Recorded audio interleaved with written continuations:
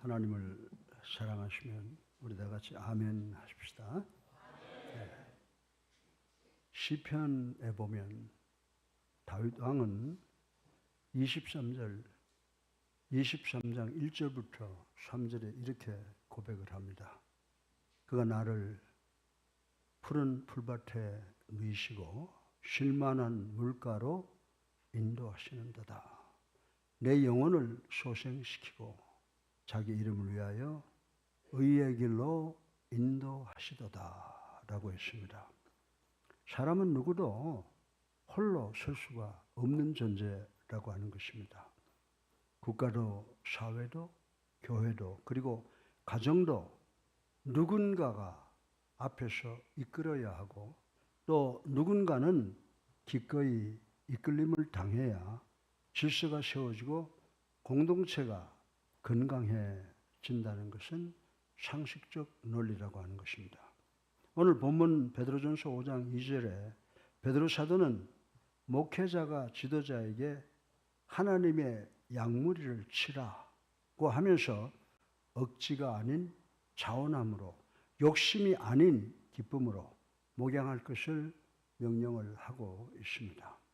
마치 우리가 산을 오르는 사람들이 앞장선 대장을 신뢰하며 발걸음을 맞출 때만 안전하게 정상에 오를 수 있는 것처럼 교회 공동체도 목자의 인도와 성도의 따름이 함께할 때 온전함을 이루게 된다는 것입니다. 그리고 에스겔 선지자는 주님의 마음을 이렇게 전하고 있습니다. 에스겔 34장 15절에 보면 나 주 여호와가 말하노라 내가 친히 내 양의 목자가 되어서 그들을 쉬게 할지라. 아멘입니다. 여러분들 이 구약 성경의 이 두 믿음의 거장은 하나님께서 친히 우리의 목자가 되셔서 당신의 백성을 인도하시고 보호하셨다고 말씀을 하고 또 역사를 통해서 전하고 있는 것입니다. 그런데 다윗과 베드로와의 시간적 차이를 계산해 보면 약 1000년 정도, 그리고 에스겔과 베드로 차이는 700년 차이가 있음에도 불구하고 베드로는 하나님을 목자로 이스라엘 백성을 이끄시는 분으로 묘사하고 선포하고 있는 것을 볼 수가 있습니다. 그리고 그 후 20세기에 와서 독일의 신학자 디트리히 본헤퍼는 그리스도만이 우리 인간들의 참 목자라고 외쳤다라고 하는 것입니다. 그리고 그분은 독재자 히틀러에 취하여서 운전사가 미쳤으면 버스에서 끌어내려야 한다라고 주장하며 끝까지 교회를 돌보다가 독재자 아돌프 히틀러에 의해서 1945년 4월 9일 약 종전 5개월 정도를 앞두고 애석하게 39살의 젊은 나이에 순교했다고 하는 유명한 사실을 우린 잘 알고 있습니다. 그러므로 우리는 지도자, 사람의 지도와 질서 안에서도 결국 주님께서 친히 우리의 목자 되심을 믿고 지도자는 이끌고 성도는 잘 이끌림을 받아야 되는 줄로 믿으시기 바랍니다. 1000년 전의 사건이 오늘 2025년 8월 마지막 주일에 와서 9월 첫째 일에 와서 이강평 목사에 의해서도 하나님은 누구예요? 우리의 인도자다라고 하는 것을 선포하고 있는 것을 보면 이 기독교 역사가 대단히 중요하다라고 하는 것을 말씀을 드릴 수가 있습니다. 사랑하는 성도 여러분, 이것은 교회의 공동체가 존재해야 할 이유라고 교훈하는 것입니다. 그리고 우리 성도는 내 욕심이나 세상의 성공이 아니라 주님의 음성과 주님의 말씀에 귀 기울이며 하나님이 주신 질서에 순종해야 성도와 교회가 산다는 사실을 반드시 기억하는 우리 모두가 되시기를 주님의 이름으로 축원합니다. 오늘 설교 본론의 첫째로 이끌림을 받는 자, 성도의 태도를 생각을 해보겠습니다. 우리 다 같이 좀 길지만 베드로전서 5장 1절부터 6절을 함께 읽어보겠습니다. 시작. 너희 중 장로에게 고난하노니 나는 함께 장로된 자요 그리스도의 고난의 증인이요 나타날 영광에 참여할 자니라. 너희 중에 있는 하나님의 양무리를 치되 억지로 하지 말고 하나님의 뜻을 따라 자원함으로 하며 더러운 이득을 위하여 하지 말고 기꺼이 하며 많은 자들에게 주장하는 자세를 하지 말고 양무리의 본이 되라. 그리하면 목자장이 나타나실 때에 시들지 아니하는 영광의 관을 받으리. 젊은 자들아, 이와 같이 장로들에게 순종하고 다 서로 겸손으로 허리를 동이라.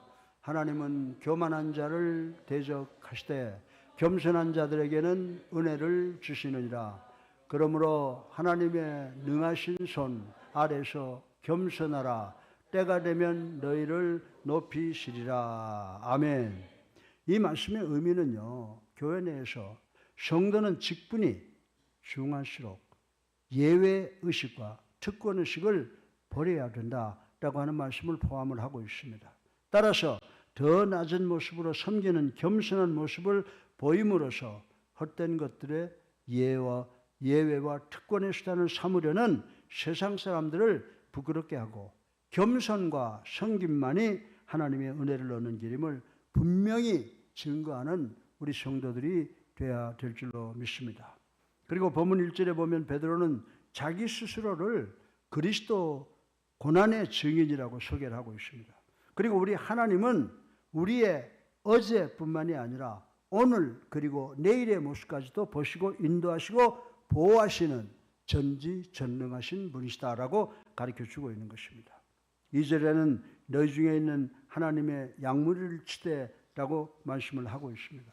이 말씀의 의미는 자기에게 맡겨진 성도는 자기의 양이 아니라 그리스도의 양이고 자기는 단지 목자장 그리스도를 따르는 하나의 목자에 불과하다고 가르쳐주고 있는 것입니다.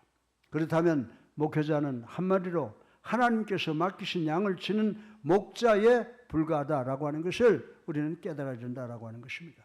목회자들은 성도들을 하나님의 양으로 알아 정성을 다해서 섬기고, 반대로 갈라디아서 6장 6절에 보면 성도는 목회자들을 하나님이 보내주신 종으로 알아 더 좋은 것으로 대접하며 그를 위해서 기도해야 해주어야 될 것이다 라고 말씀을 하고 있습니다.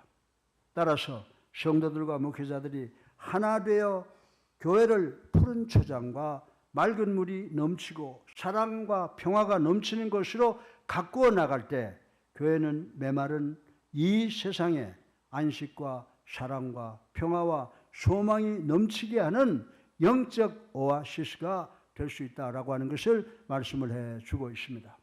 3절에는 맡기운 자들에게 주장하는 자세를 하지 말고 오직 양무리의 본이 되라라고 했습니다. 이 말씀은 목회자들에게 100마디의 설교보다도 한 번의 모범이 더 중요하고 귀하다는 교훈의 말씀이라고 생각할 수가 있습니다. 그리고 4절에는 그리하면 목자장이 나타나실 때에 시들리지 아니하는 영광의 면류관을 얻으리라 라고 말씀을 했습니다.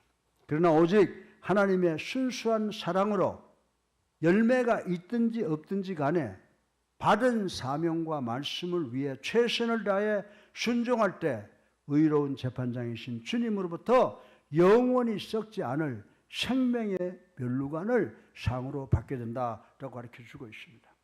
그리고 5절과 6절에는 젊은 자들아 이와 같이 장로들에게 순복하고 다 서로 겸손으로 허리를 동이라. 그 모든 성도들에게 직접적으로 말씀을 해주시고 계십니다. 그러나 이 말씀은 바꿔서 말하면 순종하는 법을 배우지 못하면 결코 지도자가 될 수 없다는 의미가 있는 말씀이라고 하는 것을 우리 교회 지도자들은 알아야 된다라고 하는 것입니다. 이 말씀은 목회자들은 너무 자기 권위를 주장하지 말고 성도들을 하나님의 양으로 알아 더 정성껏 아끼고 돌봐야 한다고 베드로는 가르쳐 주고 있습니다. 반면에 성도들은 겸손으로 지도자를 섬김으로 이 무서운 말세지 말에 세상 사람들에게 이 세상을 어떻게 살아가야 하는가를 보여주는 우리 성도들이 되어야 한다는 교훈이 되는 줄로 믿으시기를 주님의 이름으로 축원합니다. 둘째로 우리를 이끄시는 위에 계신 분, 하나님은 어떤 분이신가를 생각을 해 보겠습니다. 우리 다 같이 베드로전서 5장 7절을 함께 읽어보겠습니다. 시작. 너희 염려를 다 주께 맡기라. 이는 그가 너희를 돌보심이라. 아멘. 너희 염려를 다 주께 맡기라. 이는 그가 너희를 돌보심이라고 말했습니다.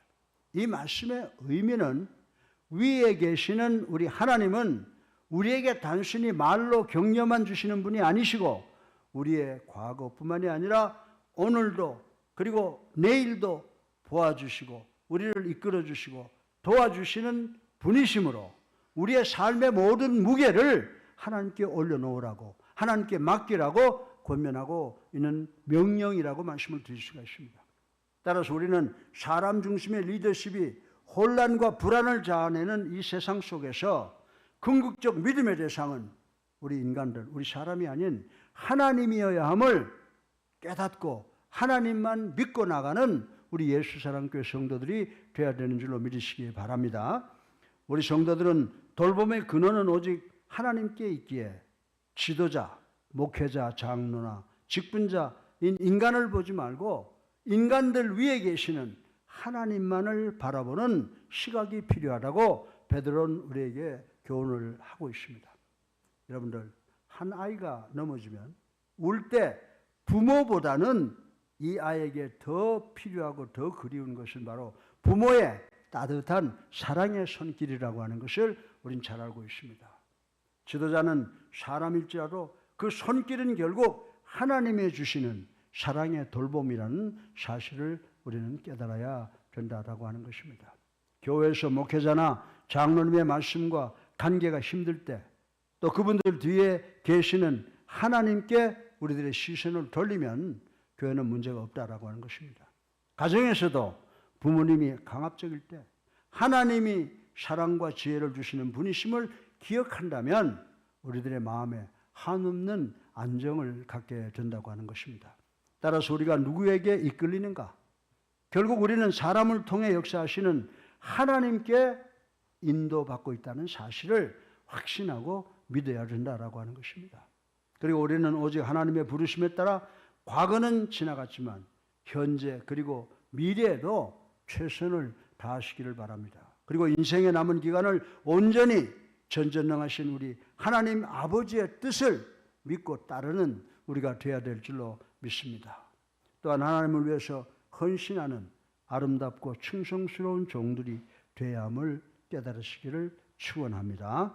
우리가 우리를 이끄신 분을 따른다는 이 진정한 의미는 우리 성도들이 세상을 살아가다 보면 염려와 스트레스를 당할 텐데 그 모든 것의 해결책은 우리 인간에게 있는 것이 아니라 주님께 있다는 것을 믿고 우리의 모든 스트레스와 염려와 걱정을 하나님께 맡기는 우리가 되어야 될 줄로 믿습니다. 우리는 구약의 한나를 볼 수가 있습니다.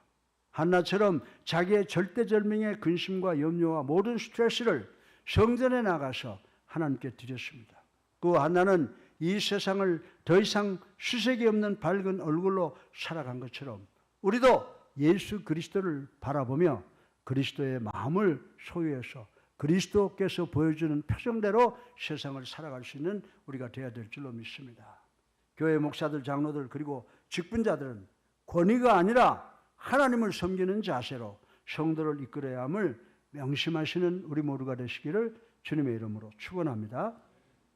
셋째로 이끌림을 방해하는 세력 누구예요? 사탄을 한번 생각해보자라고 하는 것입니다. 우리 다 같이 베드로전서 5장 8절부터 9절까지 읽어보겠습니다. 시작. 근신하라 깨어라 너희 대적 마귀가 우는 사자같이 두루다니며 삼킬 자를 찾나니 너희는 믿음을 굳건하게 하며 그를 대적하라. 이는 세상에 있는 너희 형제들도 동일한 고뇌를 당하는 줄 알미라. 아멘. 우리 성도들이요 사탄의 표적이 되지 않으려면 항상 근신하고 깨어 있어야 된다고 하는 말씀인 것입니다. 8절에 보면 사탄의 표적이 되지 않으려면 항상 근신하고 깨어 있으라고 하는 직접 명령이 기록되어 있습니다. 너희 대적 마귀가 우는 사자같이 두루다니니 믿음을 굳건히 하여 저를 대적하라 라고 하는 말씀입니다. 마귀는 공격적으로 접근하여 혼란과 두려움을 조장합니다. 그러나 믿음을 굳건히 세우고 깨어있을 때 우리는 주의 인도하심을 끝까지 따라갈 수 있다고 바울은 우리에게 권면하고 있습니다. 현대인들은 SNS, 미디어, 세속적 기준 등 복잡한 메시지에 노출되어 있다고 하는 것 부인할 수 있는 사람이 이렇게 많지 않습니다. 우리는 이끌림에 다가오는 방해의 메시지를 분별하고 오직 주님의 목소리에 민감한 태도가 필요하다라고 하는 것입니다. 어두운 산길에서 사자가 부르짖는 소리만 들어도 사람은 방향감을 잃고 도망칠 수 있습니다. 그러나 중심을 잡고 별빛이나 등산로 표시를 따라 나아가면 안전한 길을 찾을 수 있다고 하는 것을 우리는 상식적으로 알고 있습니다.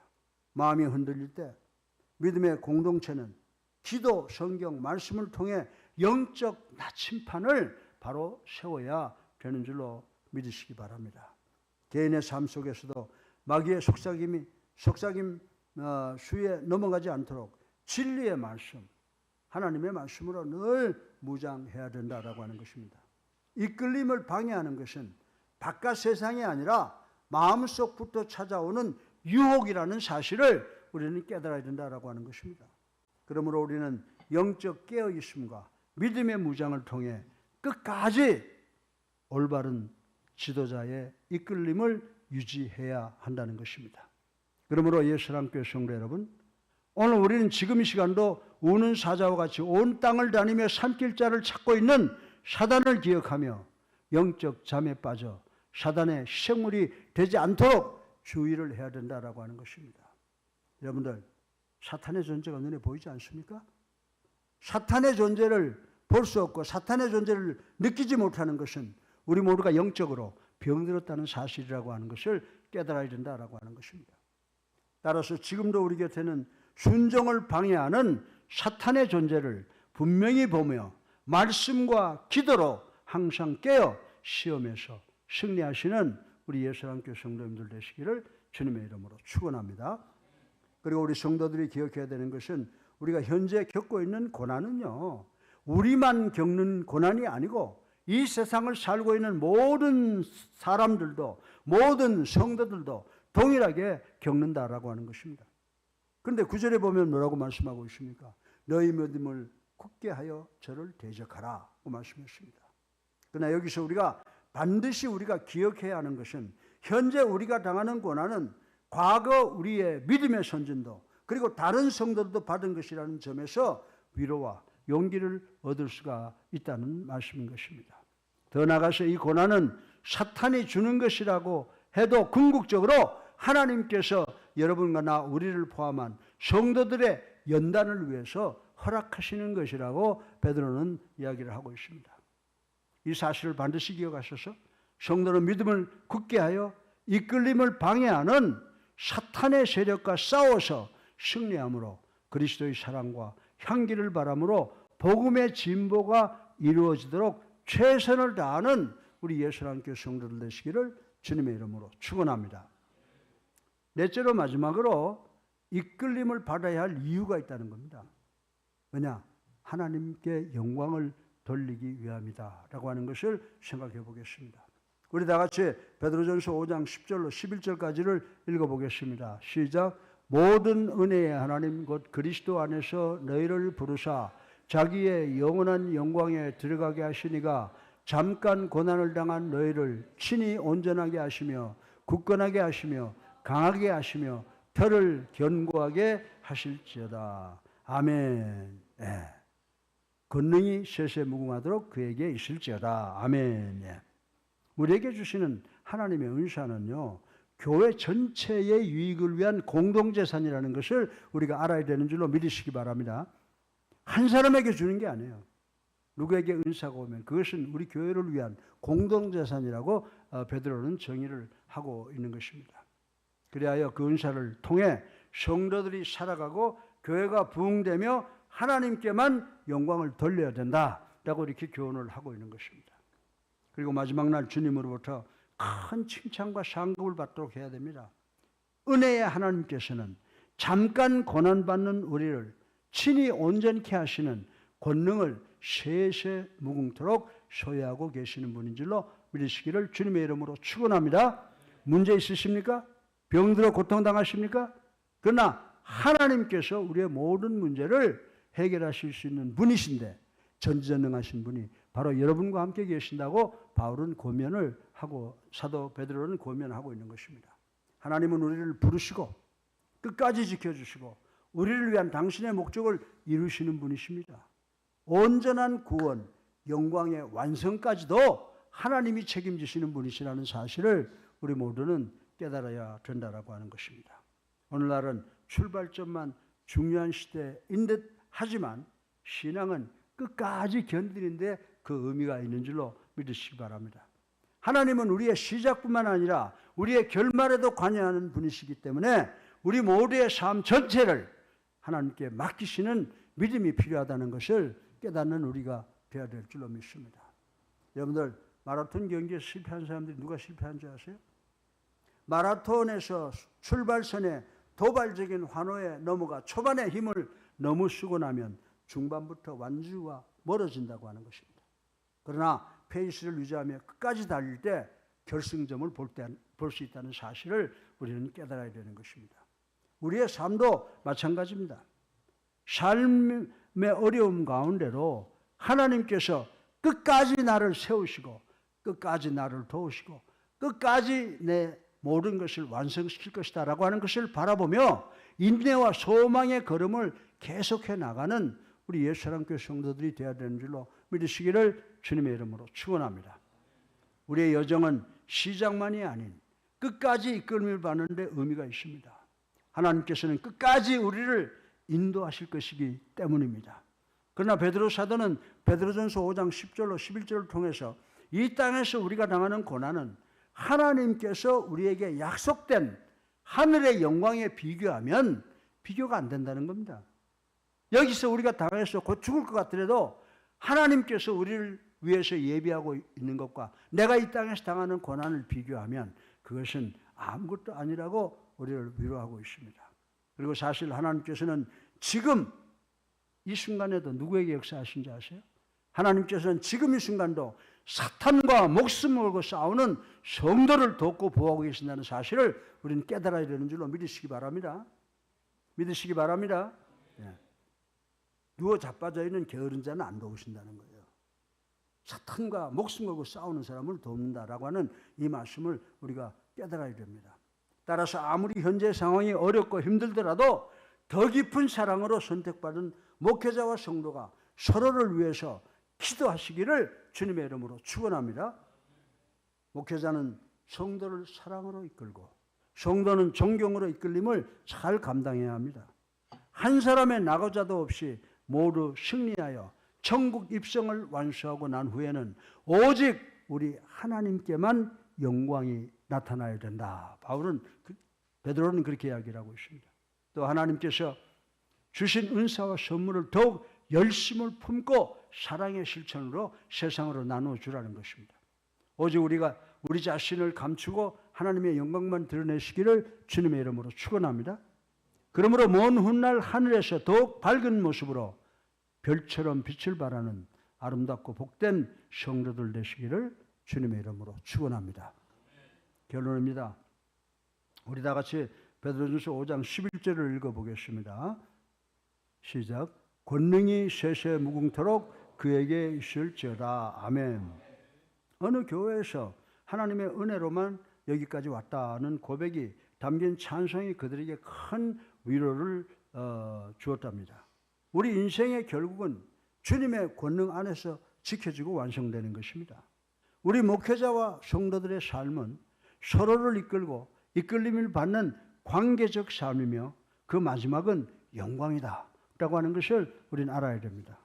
따라서 매일의 삶 속에서 우리 모두 겸손히 주님께 순종하시기를 바랍니다. 목회자들은 성도들을 믿음과 사랑과 성심으로 이끄십시다. 반대로 성도들은 목회자들에게 믿음과 사랑과 존경과 순종으로 이끌림을 당합시다. 그리하여 우리 목회자들과 성도 모두 이 세상의 빛과 소금이 되어서 하나님께 영광 돌리는 삶을 사시기를 주님의 이름으로 축원합니다.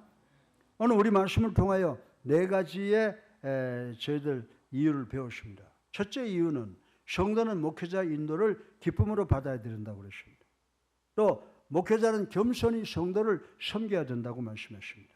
세 번째로 목회자나 성도는 마귀의 방해 앞에서 믿음으로 굳건하게 대항을 해야 된다라고 하는 것입니다. 그리고 네 번째는 성도나 목회자는 끝까지 뭘 위해서? 주님의 영광만을 바라보고 끝까지 주님을 따라 나가야 된다라고 바울은 사도 베드로는 가르쳐 주었습니다. 교회 공동체 안에서 서로 이끌고 서로 이끌림을 받는 관계는 주님의 몸된 관계이기 때문에 그렇다는 것입니다. 이는 주님의 몸된 교회를 세우는 영적 질서라고 말씀을 하고 있습니다. 그 위에 친히 목자장이 되시는 주님이 계십니다. 여러분과 내 위에는 주님이 계신다는 거예요. 주님이 우리의 삶의 과거와 현재와 미래까지 책임지시는 분이니까 우리가 이 세상 살면서 어떤 어려움이 되더라도 이 모든 문제 주님께 맡기고 가면은 우리 문제 잘 해결될 줄로 믿습니다. 살아계셔서 우리의 삶을 주관하시는